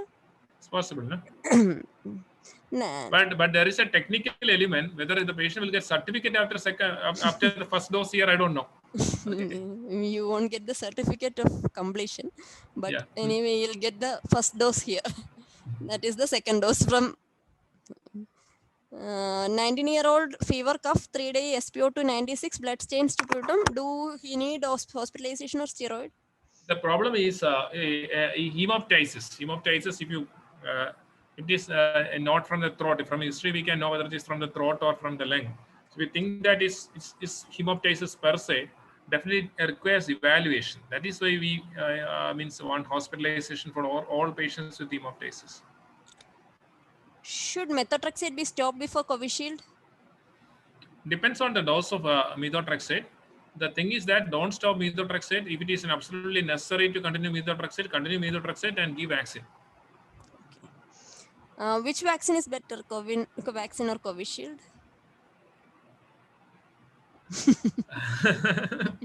The best vaccine is the vaccine you can, lay your hands on. Why warfarin is not used for anticoagulation in COVID? A majority of the studies were based on the safer drugs like apixaban and rivaroxaban, as well as enoxaparin. That is why warfarin is not, preferred. But there is one situation. Suppose the patient is developing a deep vein thrombosis or say pulmonary embolism. In such situations, you can actually continue the post-discharge prophylaxis with warfarin or say azenocumarone. No harm in doing that. Any problem in administering COVID vaccine if patient is within ARV schedule already? If the patient is within ARV schedule, it is better to complete the ARV schedule, wait for 14 days to 1 month, and then give the COVID vaccine. Any role of dextromethorphan in dry cough? Just like we have discussed previously. So if there is an indication for steroids, start steroids, and if the patient is not improving, because why we are talking about this this antitussives, dextromethorphan, montelukast, etc. So if you take away the concept of COVID-19 for all dry coughs, we are trying in a stepwise manner. We'll try with the dextromethorphan, then probably this Monte-Kelsey like that. Then we'll come to considering it as upper airway cough syndrome, we'll go with ipratropium nebulization. Then only we'll think about steroids. Why? Because we don't want to use a drug with side effects. Here we are saying that if there is an indication to start steroids, that means that all of the drugs become unnecessary, because we are starting the drug which is the most effective drug for dry cough, no? The steroids. If you are starting that, there is no role for the other drugs. And time is also very precious. Time is very precious. So we don't want to take a chance. We are not talking about an optimal setting where we can try and experiment and all. We are talking about a patient who is complaining about, say, dry cough, which may be the first sign of an interstitial inflammation. So there we don't want to play with drugs like, say, cough syrup or, say, dextromethorphan or Montelukast, etc. So we need to see, to go for a risk stratification to see whether the patient is having symptoms suggestive of an interstitial inflammation. If so, patient has to be started on steroids at the earliest. Okay. Pregnant women with progesterone support should be hospitalized in early stage itself? No, that we can't say that. We can't say that. Only thing is that we need to keep this in mind. So progesterone supplementation, there is always a risk of thrombosis. Having said that, we did expect that in pregnancy, since it is a procoagulant scenario, we should be expecting more of thrombotic complications. But our experience with the first wave, we never saw that much of a prothrombotic complications in pregnancy, despite anticoagulating all the pregnant ladies. So that's not a major issue. But we should keep this in mind. Those patients who have been on progesterone supplementation, definitely they merit anticoagulation. Can tachycardia and mild exertional dyspnea occur alone without other symptoms of COVID infection? Yeah, that is actually the problem with COVID-19. So in COVID, usually the conventional thing about when we are educating the public, also we should focus on one thing. Usually, there means idea about a viral pneumonia is with regard to their experience with H1N1. H1N1, usually there will be high-grade fever and they will be sick. And that is why they definitely will come to the hospital. But unfortunately, in COVID, the fever is there only in around 30%. They may be having other symptoms like, say, a myalgia or, say, fatigability. And then suddenly the patient can progress to dyspnea. So we need to keep this in mind. Can is there penicillin drug allergy contraindication for COVID vaccination? No. Actually, as per the GOI guidelines, all these allergies are contraindications, but then this is a contraindication only in India. The same vaccine is being administered in other countries without any problem. So the only real absolute contraindication probably will be an anaphylaxis to the vaccine or the components or excipients of vaccine. This is the real contraindication. But unfortunately, as the GOI guidelines say that all sort of allergies are contraindications, probably you will have to hide the history and take the vaccine. Any contraindication for vaccine in person with past history of GBS? Actually, it is not a contraindication, but if you ask me, between Covishield and Covaxin, the neuroinflammatory potential is more for, say, Covishield. So in such scenarios, go with Covaxin. If you do have access to Covaxin, okay. Anticoagulant dabigatran role, especially in cardiac patient? Yeah, means you can use instead of rivaroxaban or apixaban, you can use dabigatran also. No harm. Meftal for high-grade fever? Okay, actually the national guidelines say that if it is not coming down with paracetamol and tepid sponging, go with naproxen. Paracetamol allergy, you can use mefenamic acid. Okay, but then aim must be to bring down the fever with paracetamol and tepid sponging. Role of oxygen in primary care, if it is available and if it is indicated, we should give. Definitely. So oxygen, if it is available, we should be giving that. Our target saturation is not 99 or 100. It is 90 to 93, 94. 93 is good enough. Can tranexamic acid be given for patient with heavy menstrual bleeding with COVID? Actually, we do give tranexamic acid, but then we have a look on the D-dimer as well. What about the treatment of COVID in patient with sickle cell anemia? Any contraindications? I am not aware of any contraindications per se. The drugs we are using usually do not result in sickle cell crisis or anything. So I'm not aware of any contraindications. Cetirizine and Montelukast, any role in dry cough already discussed? What about tachycardia without any other symptoms? Tachycardia without any other symptoms, we should keep a very close tab on the tachycardia. Yeah. Episode of syncope with no focal deficits in COVID patients is D-dimer above 3000. Are we justified in anticoagulants? Definitely, we are justified, because if you go through the state guideline, clearly says that therapeutic anticoagulation should be reserved for those patients with a proven DVT or a pulmonary embolism, or a suspected DVT or a pulmonary embolism. So why suspected pulmonary embolism? In the current scenario, probably will not be able to take CTPA for everyone. So if the D-dimer value is 6 times the upper limit of normal with a syncopal episode, It could be it could be a subsegmental pulmonary embolism. It go for therapeutic anticoagulation. No harm. Any problem in administering COVID vaccine second dose if patient is within ARV? Already discussed treatment of diarrhea in COVID. Diarrhea and COVID actually usually we just give the probiotic drugs. That's all. How to regain smell and taste? Yeah, it will improve with time. Patience is the most important quality. 21-year-old male patient had an episode of syncope, saturation maintained, no compliance of cough and breathlessness. Should he be hospitalized? That based on our risk stratification, you can decide. Significance of GI symptoms in COVID. Significance, I can't say the significance. GI symptoms are pretty common in COVID. Yeah. Next, any role of dextrose as nasal drops is fake news. Can we give oxymetazoline drops for nasal congestion in COVID? Yeah, symptomatic treatment can be given. Yeah. Can we start enoxaparin at CSLTC where the D-dimer testing is not available and the patient with SpO2 less than 94? Definitely. That as per the state guideline, the starting enoxaparin is not based on the D-dimer level. It's based on the hypoxia. So the patient is having hypoxia, saturation less than 94%. You just start prophylactic dose enoxaparin. First day of fever, cough. First day of fever and cough in positive. What is the antitussive? Nothing. Just wait. No, the thing is about observing the patients. It's not about treating the patients on day 1 and 2. Patient with respiratory rate more than 30 but SpO2 normal. Which disease severity category, mild or severe? It's severe only. So severe means actually saturation less than 90 or respiratory rate more than 30. Yeah. So can you just mention about not using steroid in viral replication phase? How long is this phase and any symptom in this?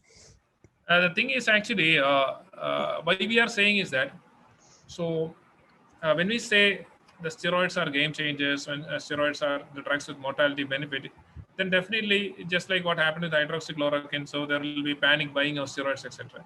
So that is why we said we should know about the pathophysiology of the disease. So in the initial phase for all the viruses, there will be the replication, and then the immunity will fight back. That is the cytokine storm. And previously we used to say that the first week, that is up to 7 days, it will be the replication. From day 8, the patient will develop this pneumonia like that. That is why we say that if the symptoms are persistent for 7 days, then start steroids. Having said that, the indication for steroid, we cannot actually predict the duration of the replication phase, because we have had patients who come with dyspnea of 2 days duration and dying with no other symptoms. So that means that from symptom onset to death, it is only 2 days. But I don't think that is the real story. Probably if you probe into the history, probably patient might be having some sort of a fatigability for 5 to 6 days, and then the patient is developing dyspnea. And this fatigability, if you're not asking that for that fatigability, we will miss that. What we take a symptom is actually fever, which the majority of the patients may not be having. And the respiratory symptoms also majority of the patients may not be having. We should also ask for fatigability also. Okay. Having said that, if the patient is having hypoxia by day 2 or 3, then steroids have to be started. Treatment of diarrhea in COVID. We discussed, actually it is only symptomatic treatment. We give just probiotics.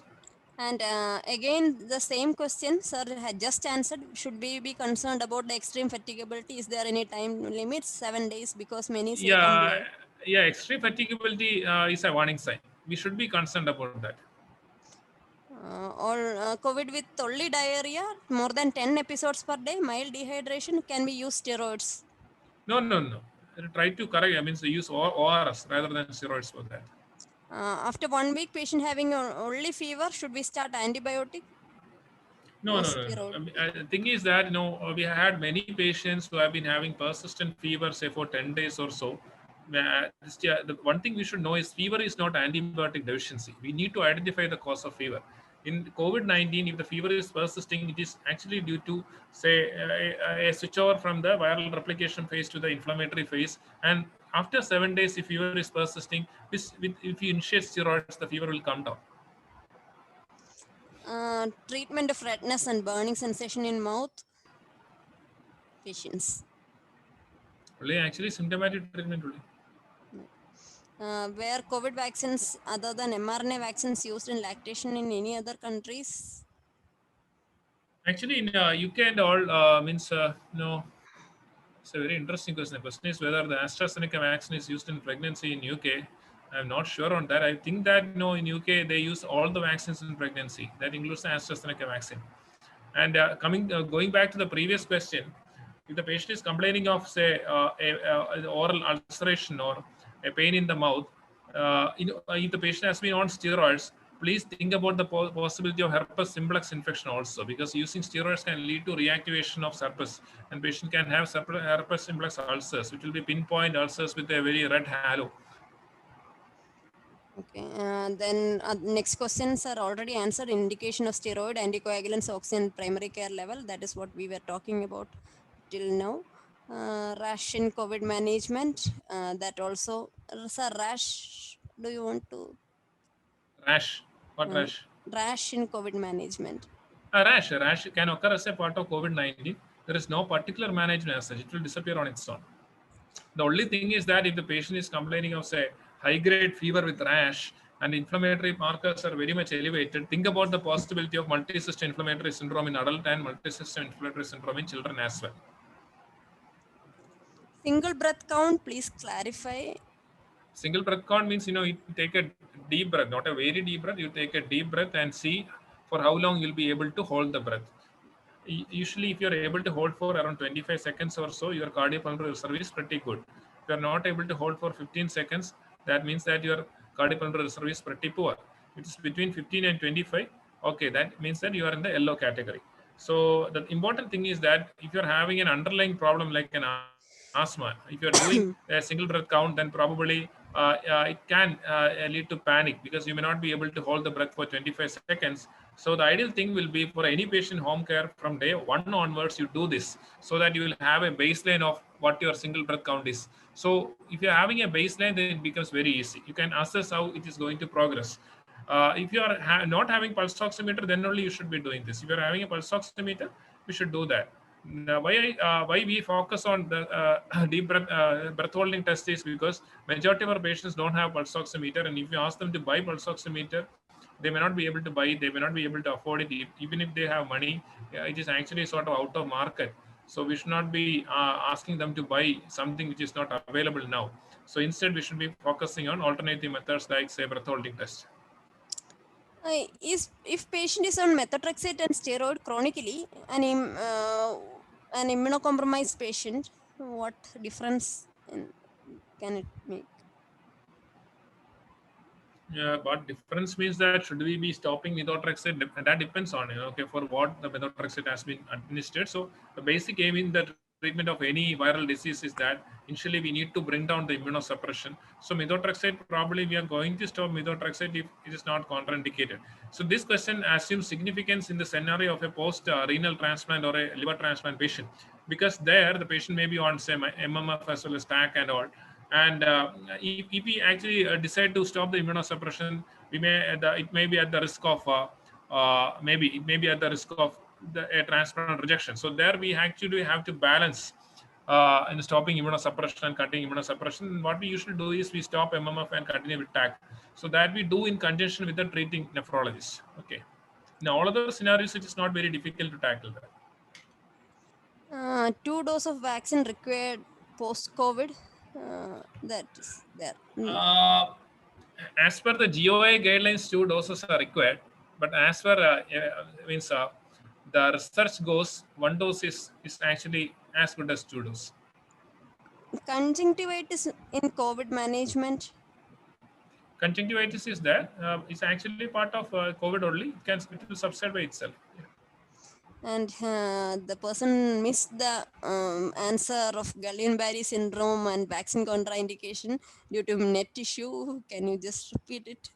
Okay. The thing is that as per the current directives and all, there is nothing to select between Covishield and Covaxin.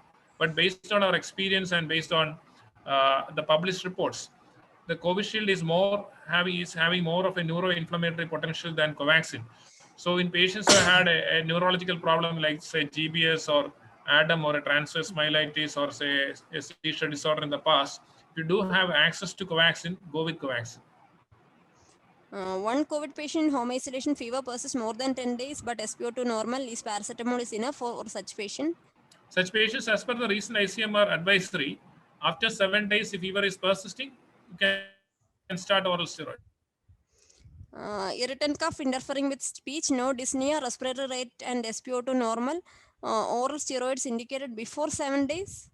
Oral steroids are not indicated. You can start budesonide, MDI. Okay. How to grade fatigability?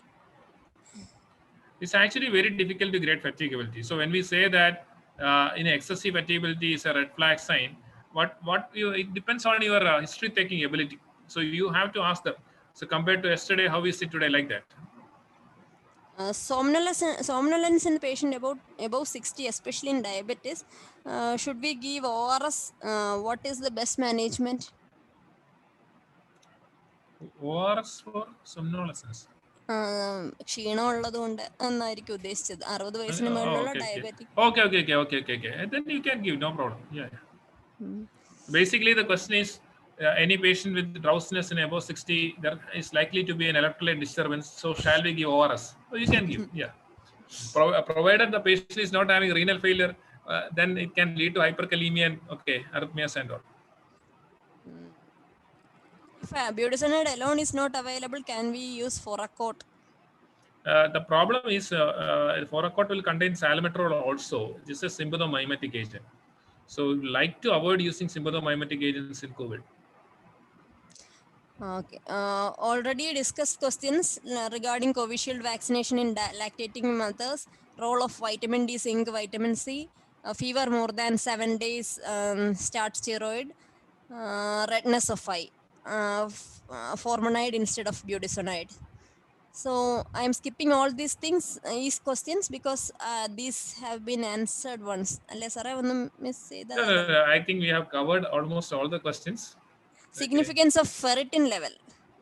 Ferritin is actually an inflammatory marker, and usually the ferritin levels, the serial values of ferritin levels gives a clue towards the progression of the hyperinflammatory response. Yeah. Different oxygen devices are there. Is FiO2 important at the primary care level?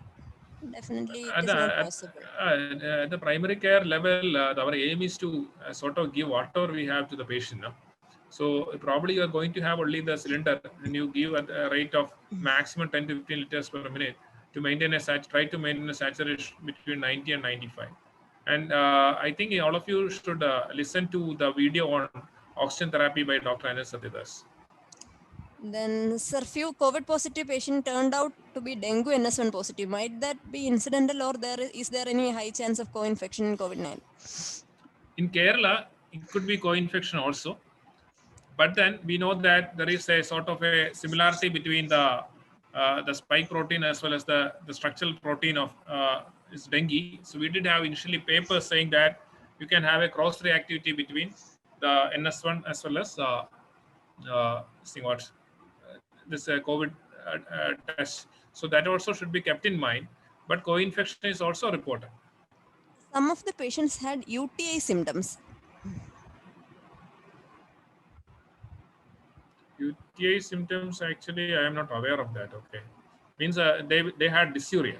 Probably dysuria in COVID-19. I'm not sure. Yeah. Should antibiotics be given with steroids to prevent bacterial superinfection? No, you can't prevent that. You can't prevent a bacterial superinfection by giving antibiotics. Okay, so once it develops, you can use antibiotic. Yeah. When will we give second dose of vaccine if the person become positive after first dose? Definitely after recovery, wait for 1 to 2 months and give the vaccine. I personally prefer waiting for 2 months. Sorry to ask again, please do reply. Asthma patient with COVID already on Seroflow inhaler. Actually, you can continue that. No harm. Okay. So the question ഇതുവരെ വന്നതെല്ലാം കഴിഞ്ഞു. ഇപ്പോൾ ദാ last ഒരു question വന്നിരിക്കുന്നു. ഞാൻ ഈ 500 പേരുള്ള zoom ആയതുകൊണ്ട് it is only because we are having a big crowd that I have not opened the opportunity of you yourself unmuting and asking the question may actually create more problem. But we had a very very big number of questions and almost all area is covered. There is one last question recently received. A 6-minute walk test or 40 steps. Is there any difference? No, it's not. The question is not the difference. The question is our guidelines say that you can either do the 40 steps test or the 6-minute walk test. But the question is, won't the step, the stride, etc. vary between patient to patient?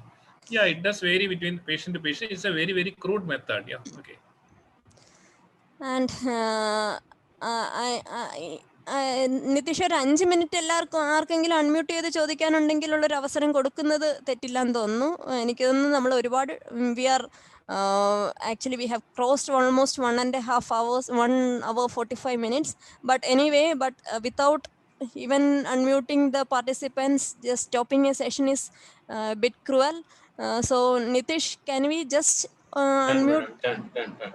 Okay. Now, if anyone has any personal doubts, just please make it very crisp and ask. പിന്നെ നമ്മള് സ്റ്റിറോയിഡിന്റെ oral steroid dose അല്ലേ ഡെക്സാമെഥസോൺ 8 milligram per day? Yes, madam. Yes, madam. Oral as well as IV the same dose, madam. മീഥൈൽപ്രെഡ്നിസോളിനും അത് തന്നെ? Same. Okay, sir. Hello sir. Hello sir, നമ്മുടെ ഒരു doctor തന്നെയാണ്, കൊയിലാണ്ടി താലൂക്ക് ഹോസ്പിറ്റലിൽ work ചെയ്യുന്നതാണ്. ആൾക്ക് ലോവർ അബ്ഡോമിനൽ പെയിൻ ആണ് ഉണ്ടായത്. 2 ഡോസ് വാക്സിനും എടുത്ത് 2 weeks കഴിഞ്ഞതായിരുന്നു. അപ്പോൾ യൂറിൻ റൂട്ടീൻ ചെയ്തപ്പോൾ UTI ഉണ്ടായിരുന്നു. ഓറൽ ആന്റിബയോട്ടിക്സ് കഴിച്ചു.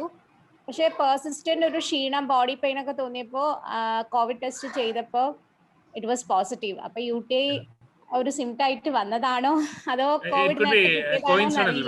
It could be coincidental, madam. പക്ഷെ അത് കാരണം നമ്മുടെ ഒരു സ്റ്റാഫിന് ഇതേ സിംറ്റം വന്നപ്പോൾ ഞാൻ വീണ്ടും അവരെ കൊണ്ട് ആന്റിജനും RT-PCR ചെയ്യിപ്പിച്ചു. ബിക്കോസ് സ്റ്റാഫ് ആയതുകൊണ്ട്. പക്ഷെ അത് നെഗറ്റീവ് ആയിരുന്നു. അല്ല സാർ, UTI അസോസിയേഷൻ പറഞ്ഞുകൊണ്ട് ഞാൻ ജസ്റ്റ് ഷെയർ ചെയ്തത്. Okay. Actually, the problem is, madam, the thing is, since there is a viral RNA shedding and all, looking at the TPR as well as the prevalence in Kerala as of now, the chance of picking up this RNA shedders is very high if you are doing the RT-PCR test. So even if the patient is having UTI, if you are doing an RT-PCR, the chance of picking an RNA shedder is going to be pretty high. Sir, though we have prepared our state PPT in some particular template, many are asking for your own presentation. If you could please share it, then it's the same actually. I know, but because of this personalized request, I'm just asking. Definitely no harm, because this is actually not a very organized PPT. Your PPT is going to be more beautiful. Yeah. That's a good compliment, thank you. Anyway, is 3% fall in SpO2 is the criteria for interstitial pneumonia? It's not the criteria for interstitial pneumonia. I was actually trying to explain the pathophysiology. It's not interstitial pneumonia per se, because initially there is going to be the interstitial inflammation, and when there is interstitial inflammation, the resting desaturation won't be there. Resting desaturation occurs when there is exudation of this in the inflammatory cells and fluid into the alveoli. So by that time, probably we may be a bit more later. So when there is interstitial inflammation, there is going to be a demand-supply mismatch only. So there is no resting desaturation. If you're asking the patient to walk for 6 minutes, which we know is a crude test, ideally they should be trying to climb stairs, which we don't want them to do. Okay, so if the 6-minute walk test, if there is a 3% desaturation from the baseline, that means that there is a demand-supply mismatch. So demand-supply mismatch occurs when there is a problem with oxygenation, or if there is a problem with perfusion, or if there is a problem in the intervening interstitium. So if we look at the pathophysiology of COVID-19, to begin with, it could be a problem with the interstitium because of inflammation.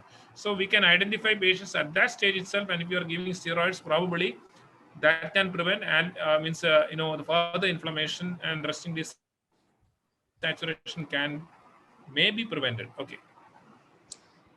How useful is viral culture test if RT-PCR positive for long time? Actually, viral culture test, how useful means we don't have access to viral culture test in none of the centers other than for research purposes. This viral culture is being done. Sir, ഒരു ക്വസ്റ്റിന് sir മോഡുലോകാസ്റ്റും സിട്രസിനും ഒക്കെ പ്രത്യേകിച്ച് allergic symptom ഇല്ലെങ്കിൽ വേണ്ടതല്ലേ സാറേ കോവിഡിൽ sir വേണ്ട പറഞ്ഞു? വേണ്ട ഞാൻ പറഞ്ഞ അതിന്റെ ഒന്നും ആവശ്യമേ ഇല്ല എന്നുള്ളതാണ് ഈ ഒരു സാഹചര്യത്തിൽ. Our aim must be to focus on identifying patients who will benefit from steroids at the earliest. Any increase in ഫീവറും കഫും മോർ ദാൻ 7 days ആണെങ്കിൽ ബുഡിസോണയുടെ ഇൻഹേലറും പിന്നെ അല്ല അത് 5 days ആണ്. Fever and cough more than 5 days budesonide ആണ്. ഈ 5 days എന്ന് പറഞ്ഞാലും ഒരു തേർഡ് ഡേ ഒക്കെ തന്നെ കോഫ് കണ്ടു തുടങ്ങിയാൽ you can start budesonide, no harm. കൊടുക്കേണ്ടത് സർ ഡിസ്നിയ ഉണ്ടെങ്കിലല്ലേ ഓറൽ സ്റ്റിറോയിഡ് കൊടുക്കേണ്ടത്? Oral steroids if there is a dyspnea or if there is a resting means exertional desaturation. Yeah. Hello sir. Sir, mere RNA shedders infective ആയിരിക്കുമോ if they are antigen negative? No, they won't be infective. We do have a very good quality evidence to show that after 8 days it is not possible to culture the virus. That is why for the mild severity as well as moderate severity, they say that 10 days of isolation is good enough. So the PCR might remain positive for up to 4 months or so. That is just RNA shedding. So for mild or moderate disease severity, so it is going to be 10 days. There's a time-based discharge is at 10 days without testing. Okay, because after 8 days the virus has not been cultured. Whereas in severe disease and immunocompromised, the virus may be cultured up to say 15 days or so. That is why we say that in severe disease and immunocompromised, maybe around 15 to 20 days, the patient may be infectious. Sir, Sir, appo second time also COVID വരുന്നത് even a gap of 1 month or 1.5 months എന്ന് പറയുന്നത് അപ്പം അതിപ്പോ ഇതിനെങ്ങനെ substantiate ചെയ്യാൻ പറ്റുക? Second attack of covid second അത് time actually second എന്ന് പറയുമ്പോൾ അത് റീഇൻഫെക്ഷൻ ആണെങ്കിൽ it does not have anything to do with the first infection. So it's not a problem. Okay sir, favipiravir. Sir, favipiravir വലിയ role ഇല്ലാന്ന് പറഞ്ഞല്ലോ. അങ്ങനെയെങ്കിൽ category C patients എന്തുകൊണ്ടാണ് favipiravir ഇൻക്ലൂഡ് ആയിരിക്കുന്നത്? Actually, favipiravir, the question asked to us, is there any role for favipiravir in patients in home care? That was the question. Okay. So the answer I gave was that favipiravir is not backed by enough evidence to be used in home care because favipiravir is associated with hepatotoxicity and all those things. Yeah, that question was with regard to home care. Even in category C patients, we know that favipiravir is not backed by enough and more evidence. So since the mechanism of action of favipiravir is similar to that of remdesivir, and it may be easier for us to get favipiravir than remdesivir, it is the only reason why we have included it in our state guidelines for category C patients, not for category A or B. We don't want misuse of favipiravir. Is there any difference in the management? Sir, one question. Those patients who required steroids during the treatment time, don't they require a repeat X-ray after 2 or 3 weeks if they're symptomatic to see whether there's an interstitial pneumonia or not? Actually, the imaging can be gathered by the clinical aspects. If the patient is having persisting desaturation or exertional desaturation, that is actually the indication for an imaging. Sir, is there any difference in the management of dengue when there is a co-infection with COVID? No. Thank you, sir. Hello, sir.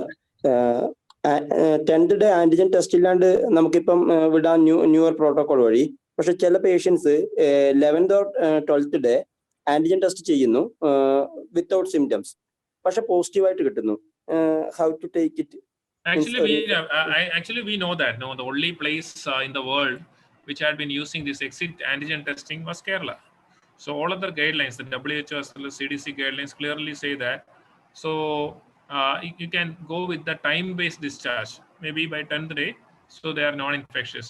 There are always going to be outliers, and the current the pandemic scenario, we should not be focusing on the outliers. Anyway, any patient who has been discharged as per our criteria, our guideline, even for the next 7 days, from 10 to 7 days also, they are supposed to be using the N95 mask and all those things, and they're supposed to be in sort of isolation. So we need not be bothered about that. These are all outliers. So they will not be infective. Even if antigen test is positive on 10th day or 11th or 12th day, can we conclude that they are not infective? Actually, we can't say that. We can't say that. If the antigen is positive, there is a possibility that they may be infectious. That is why we said that even after discharge, they need to practice masking, hand hygiene, as well as physical social distancing. That is there in our guideline. Okay, thank you. Sir, COVID on maricha body in COVID pagiro. The chance is very, very remote. I think നമുക്ക് 9 മണിയാകുന്നു. Record session definite ആയിട്ട് share ചെയ്യും. അതിനുശേഷം ഒരു 4-5 question വന്നിട്ടുണ്ട്. Should I read it out, sir? Any interesting question can be answered. Sir, can we discharge patients from BCC after 10 days? Actually, they can be discharged. They can be discharged after 10 days. Probably the ICMR guidelines as well as the discharge criteria has been changed. No? So at 10 days, it can be discharged if the patient is not having any severe disease. Probably we are likely to bring that change in our guidelines as well. So from then on, there won't be any confusion with regard to this.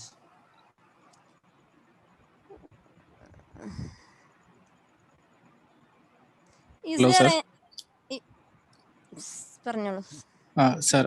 Sir നമുക്ക് PPE കിറ്റിന്റെ കാര്യം കൂടി ചോദിക്കാനായിരുന്നു. ഇപ്പൊ നമുക്ക് കാഷ്വാലിറ്റിയിലൊക്കെ ഒരുപാട് കേസുകൾ വരുന്നെന്ന് പറഞ്ഞു. ഇന്നലെ ഞങ്ങളുടെ ഇവിടെ ഒരു കാഷ്വാലിറ്റി 40 കേസ് വന്നതിൽ 30 കേസും കോവിഡ് പോസിറ്റീവ് ആണ്. അപ്പൊ നമ്മൾ കാഷ്വാലിറ്റിയിലും അതുപോലെ തന്നെ OP-യിലൊക്കെ ഫുൾ ടൈം നമുക്ക് PPE കിറ്റ് ഇട്ട് നടക്കാൻ പറ്റില്ലല്ലോ. അപ്പൊ നമുക്ക് അത് ആവശ്യമുണ്ടോ എന്നുള്ളതാണ്. PPE കിറ്റ് എല്ലാവരും നിർബന്ധമായിട്ട് ഇടണോ, അതോ നമ്മൾ സാർ പണ്ട് തന്നെ പറഞ്ഞ പോലെ N95 with face shield and നമ്മുടെ കവറിംഗ് മാത്രം മതിയോ? അതിന്റെ ആവശ്യമുള്ളൂ. N95 പ്ലസ് ഫേസ് ഷീൽഡ് വിത്ത് ഈ പോസിബിൾ സർജിക്കൽ ഗൗൺ, അതാണ് വേണ്ടത്. എയറോസോൾ ജനറേറ്റിംഗ് പ്രൊസീജിയേഴ്സ് ഉള്ള സ്ഥലങ്ങൾ ICU ഒക്കെ ഉണ്ടെങ്കിലാണ് PPE കിറ്റിന് റിയൽ ഒരു അഡ്വാൻറ്റേജ് വരാൻ പോകുന്നത്. അതിൽ വലിയ അഡ്വാൻറ്റേജ് ഒന്നും കാണത്തില്ല. Actually invest in a very good quality N95 mask and face shield, and if you want use a surgical gown. Okay sir, ഒരു ഡൗട്ട് കൂടി ചോദിച്ചോട്ടെ. ഇപ്പൊ പുതിയ ഗൈഡ്ലൈൻ വന്നപ്പോൾ ടോസിലിസുമാബ് നമ്മൾ പറഞ്ഞല്ലോ വിത്തിൻ 24 hours അഡ്മിഷൻ വന്ന് NIV-യിലേക്ക് കയറുകയാണെങ്കിൽ നമുക്ക് ഉപയോഗിക്കാമെന്ന്. അപ്പൊ ഞാനിവിടെ COVID hospital, dedicated hospital, beach hospital കോഴിക്കോടിലെ ഫിസിഷ്യനാണ്. അപ്പൊ ഞാൻ ടോസിലിസുമാബ് ഇതുവരെ നമ്മൾ ഉപയോഗിച്ചിട്ടില്ല. അപ്പൊ അത് എന്താണ് സാറിന് അതിനെ കുറിച്ച് എന്താ പറയുക? നമ്മൾ ഉപയോഗിക്കണോ വേണ്ടോ? അത് വേണ്ടിയിരുന്നില്ലേ സാറേ? പലപ്പോഴും എംഒ ചാർജ് ഒക്കെ അത് അത്ര നിരസിക്കുന്ന രീതിയിലാണ് കാണുന്നത്. വാക്സിനേഷൻ എടുത്താൽ പിന്നെ കുഴപ്പമില്ലെന്ന രീതിയിൽ. ഓക്കെ, ടോസിലിസുമാബിന്റെ means indication in the current guidelines കുറച്ചും കൂടെ നേരത്തെ ആക്കിയിട്ടുണ്ട്. So if you do have access to tocilizumab, ആ സമയത്താണ് ആക്ച്വലി യൂസ് ചെയ്യേണ്ടതെന്ന് കാണിക്കാൻ വേണ്ടി മാത്രമാണ് അങ്ങനെ ഗൈഡ് ലൈൻ വെച്ചിരിക്കുന്നത് കേട്ടോ. ആക്സസ് ഇല്ലെങ്കിൽ കൊടുക്കാൻ പറ്റത്തില്ല. You know that there is a shortage of supply of tocilizumab, and sometimes you may be able to get only subcutaneous tocilizumab. So if you do have access to tocilizumab, you use that. Okay, early ഇൻഡ്യൂബേഷനെ കുറിച്ച് എന്താ സാർ? Last question. Early intubation, ഇപ്പൊ young patients ഒക്കെ നമ്മൾ വരുന്നുണ്ട്, അവർ നമുക്ക് NIV-യിൽ വെച്ചിട്ടും HFNC ഇപ്പൊ നമ്മൾ കഴിഞ്ഞ് ഉപയോഗിക്കുന്നില്ല. അപ്പൊ അവർ ഇൻഡ്യൂബേഷനിലേക്ക് പോകേണ്ട ഒരു സിറ്റുവേഷൻ വന്നാൽ നമുക്ക് can we go for early intubation? അതിൽ നമുക്ക് NIV-യിൽ മെയിൻറ്റെയിൻ ചെയ്യുന്നില്ല. You wait for 2 to 4 hours in NIV and the patient is not maintaining the saturation, tachypnea is not coming down. Ideally we should go for intubation ആണ്. പക്ഷെ പലരും അത് differ ചെയ്യാനുള്ള reason, intubate ചെയ്ത് കഴിഞ്ഞാൽ we need a sort of a dedicated nursing care. So അത് പലപ്പോഴും കൊടുക്കാൻ പറ്റാത്തൊരു സാഹചര്യത്തിലാണ് ഈ പലരും ഈ ഇന്റുബേഷൻ ഡിഫർ ചെയ്യുന്നത്, ഡിലേ ചെയ്യുന്നത്. പക്ഷെ ഇന്റുബേഷൻ ഡിലേ ചെയ്തിട്ട് ലേറ്റ് ഒരു ഇന്റുബേഷൻ കൊണ്ട് യാതൊരു ബെനിഫിറ്റും ഉണ്ടാകാൻ പോകുന്നില്ല. സോ യങ്സ്റ്റേഴ്സ് ഒക്കെ ആണെങ്കിൽ if you think that intubation is indicated at the earliest, you have to go for that. Okay, thank you sir. Sir, mRNA vaccine like Pfizer, will it alter our genome? അത് ഒരു question ആണ്. It won't alter our genome. Don't worry about that. Then vaccination karanam, is there any reactivation of herpes they have seen? That is definitely there has been so many immunoinflammatory response to this COVID vaccination. One is this Bell's palsy, and second is the reactivation of the herpes. So many cases have been reported. Chance of viral transmission in person who's already given 2 doses of vaccines. It's possible. The only thing you should know about vaccine is that it will prevent severe disease and it will prevent you from dying. That is good enough.